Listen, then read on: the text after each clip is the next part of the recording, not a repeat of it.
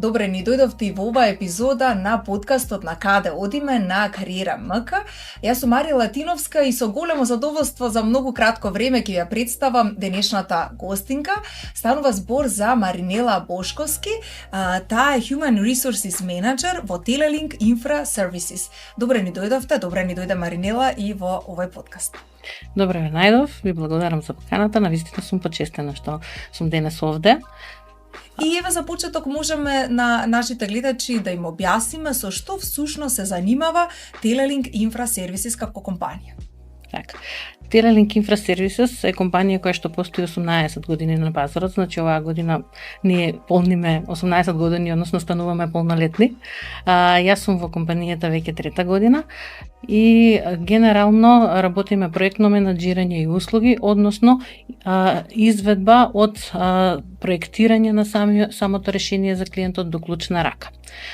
Согласно ова имаме многу различни гранки кои што ги работиме, почнувајќи, еве да речеме, од изградба на базни станици и одржување на базните станици, спроведување на оптички кабел до секој дом. Другиот оддел се однесува на оно што е сега во моментов актуелно, а тоа е изработка на security системи, односно системи за сигурност на објекти. Дел од нив се однесуваат на безбедност на луѓе, дел се однесуваат на самиот технички објект. Ово одделот автоматизација исто работиме на енергетската ефикасност, односно подобрување на условите на енергетска ефикасност преку соодветни решенија. Доста интересно, доста комплексно може да се каже. А како се разликуваат потребите и очекувањата на вработените во различните индустрии? Согласно индустријата, нели, секоја индустрија си има своји специфики и согласно на тоа и самата организација во самата индустрија наметнува разлики помеѓу нив. Еве конкретно од моето искуство можам да направам споредба помеѓу автомобилската индустрија и проектното менаџирање како индустрија.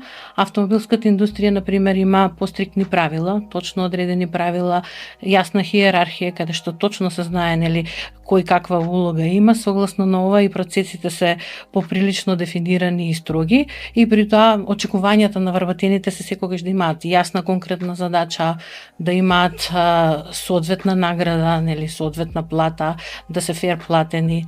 Да, нека мотивација. Така, мотивацијата е секако битна, дали е финансиска или не финансиска и така. Генерално тоа, со тоа што проектното менаџирање пак како индустрија е многу поразлично, бидејќи најчесто има матрична организација, што значи дека со самата организација има повеќе комуникација и соработка и поттикнува култура на комуникација и соработка помеѓу различни оддели, различни нивоа на вработени, и сето тоа дава и различни критериуми што ги мотивира, тоа е поголемата автономија, поголема флексибилност, обуките исто така.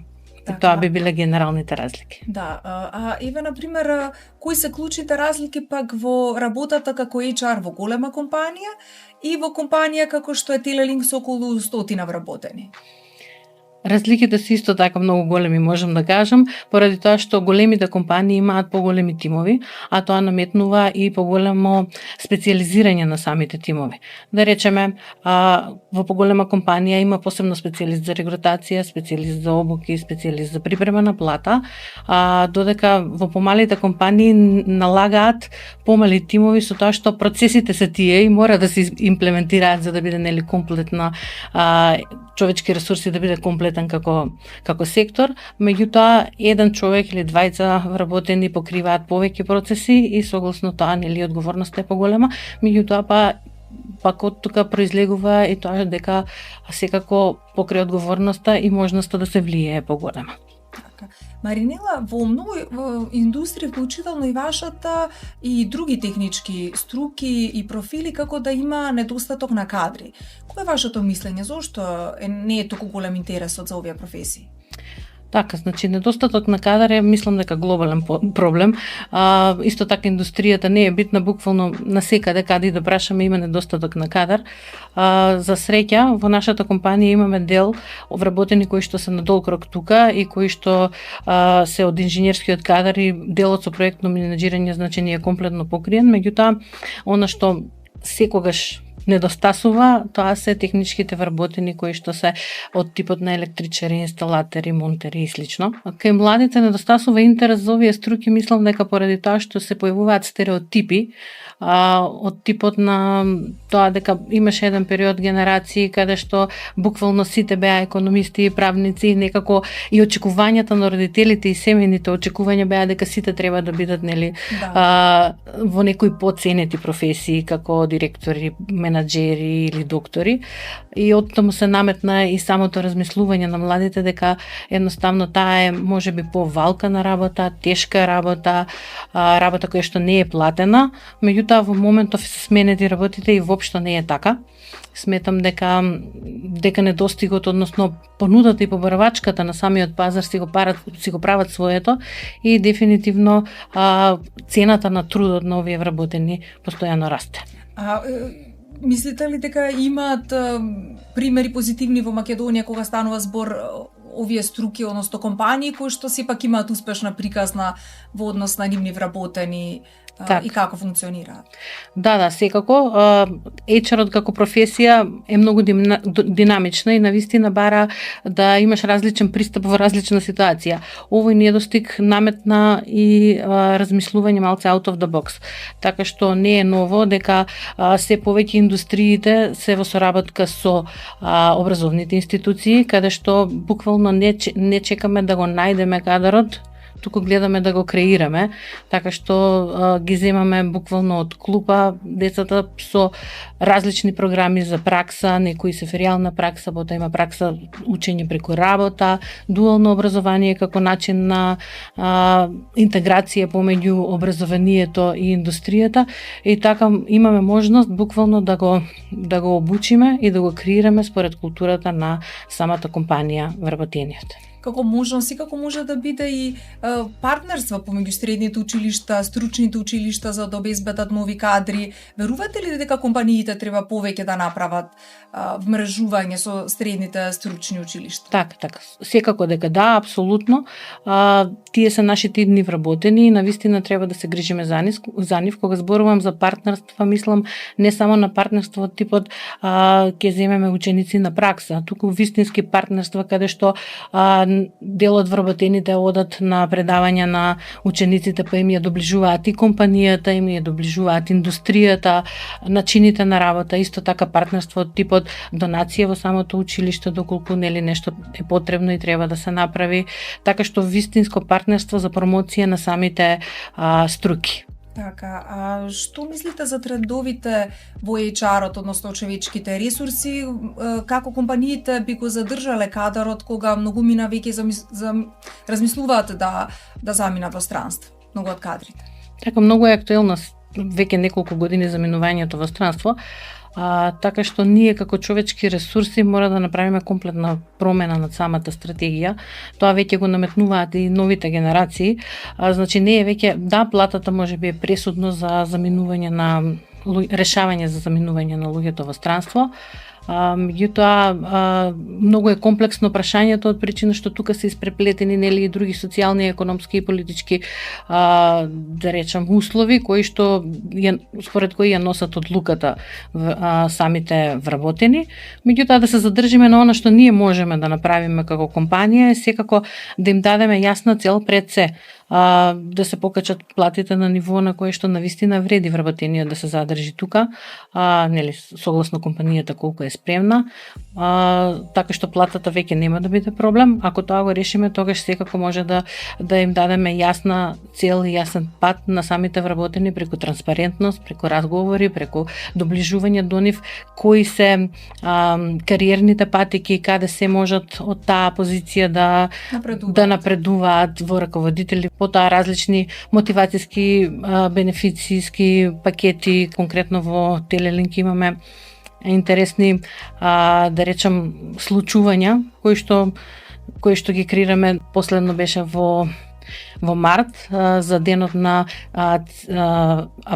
ценење на вработениот, односно вреднување на вработениот, направивме календар во кој што не само еден ден, туку буквално цел месец се трудевме и со колегите гласавме за да одбереме по одредена карактеристика вработен кој што ја заслужува тоа признание. Тоа е прекрасно. Така што на баш мотивација. Да, секој ден имавме нов колега кој што е прогласен за како најдобар во одредена област. Да, и како што спомнавте, не е секогаш финансискиот дел најважен, самото пријатно чувство на работа заедно со тимот, со колегите, исто така многу пресудно. Културата е многу битна, за да остане човекот на работа, секогаш има дополнителни што ги викаме бенефиции, како на пример осигурување различни, грижа за здравјето, исто така имаме програми за помош на вработените во случај не да Боже да е потребна некаква помош.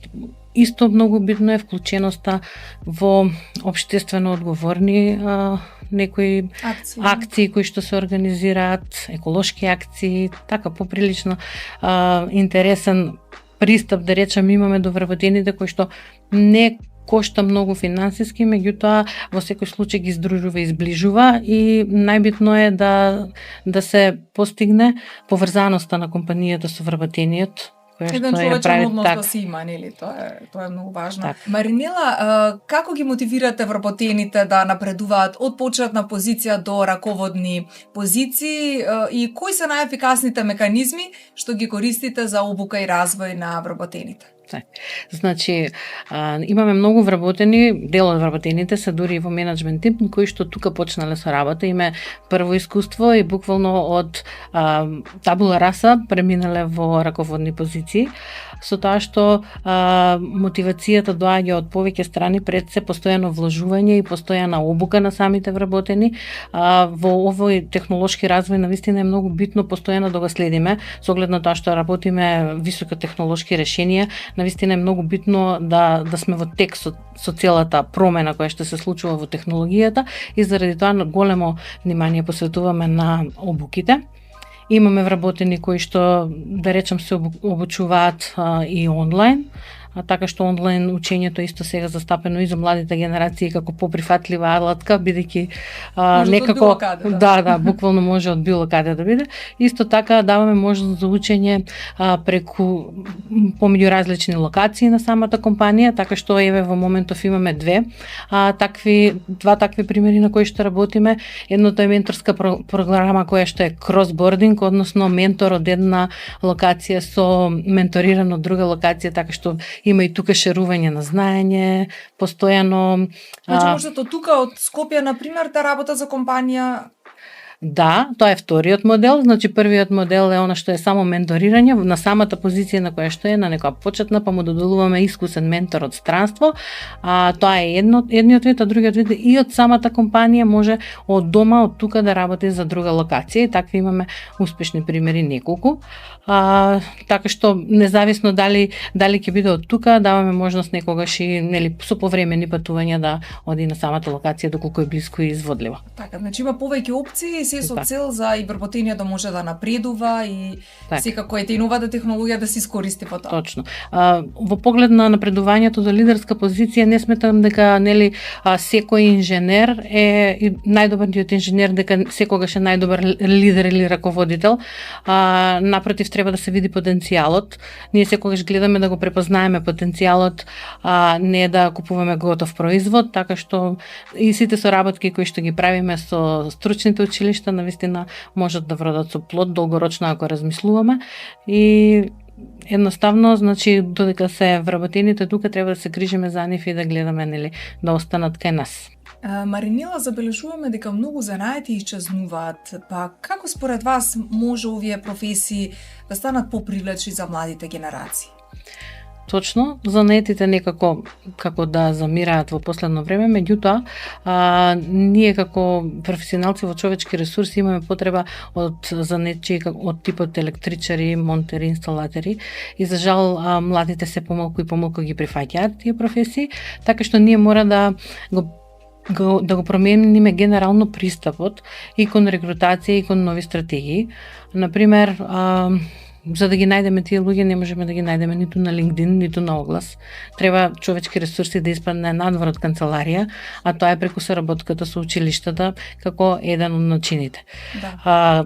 За да може да ги актуализираме, сметам дека треба повеќе да се работи на маркетинг, односно кампања помеѓу заедничка кампања помеѓу училиштата и компаниите, со тоа што тоа е вин-вин комбинација според мене, бидејќи училиштето си промовира својата струка и може да добие соодветни ученици кои што се заинтересирани, а додека пак компанијата секако идни вработени. Да. Тоа би било преку заеднички, можеби отворени денови, саеми кои што ќе се организираат, каде што ќе бидат повикани идни генерации кои што би се запишале од основците, па да им се даде можност да утврдат каде би можеле да работат, кои се кариерните патеки од таа област во која што планираат да се запишат и слично, а исто така отворени денови во самата компанија не е исклучено, чисто да видат дека да ги побиеме стереотипите за тоа што се занаетите и во какви услови се работат. Да, има доста стереотипи, така што убаво е преку овие средби кои што ги правите вие вработените во човечки ресурси и како компанија генерално можат да ги доближат и да ги привлечат. Младите. А што е со дигитализацијата? Мислите ли дека таа ќе помогне да се забрза или ќе помогне или ќе го забрза изумирањето на занаетчиските професии? Ги има и двете можности. Може во овој динамичен свет да видиме само што ќе се случува. Во поглед на предности секако дека има. Меѓутоа, ако гледаме дека се повеќе и се почесто се случува користење и на вештачката интелигенција, тука имаме можеби некои ризици кои што ќе ги променат работните места. Не велам дека ќе направат изумирање на некои струки, меѓутоа сигурно ќе ги променат. Активно користење на вештачка интелигенција има буквално во секој сектор и во секоја индустрија, случувајќи човечки ресурси, така што очекуваме ако ништо друго да се заменат дел од самите работни позиции и да се креираат нови. Меѓутоа интересот тука секако за новите позиции на младите ќе биде многу поголем и со тоа можеби ќе се одлучат занаетите да ги стават во втор план.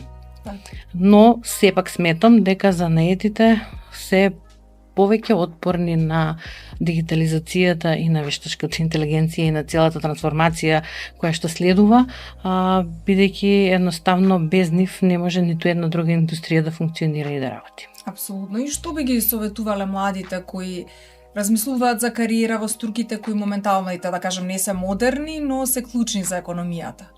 Пред се да се информираат, пред да донесат одлука, затоа што информацијата е секогаш најбитна, да се информираат околу компаниите, кариерните патеки кои што ги нудат, секако да се информираат околу обуките и тоа што може понатаму да се случи во нивниот развој. И еве бидејќи нашиот подкаст се нарекува На каде одиме, што би ни кажале вие на каде одите вие како компанија, на каде оди секторот човечки ресурси, кој е вашето мислење?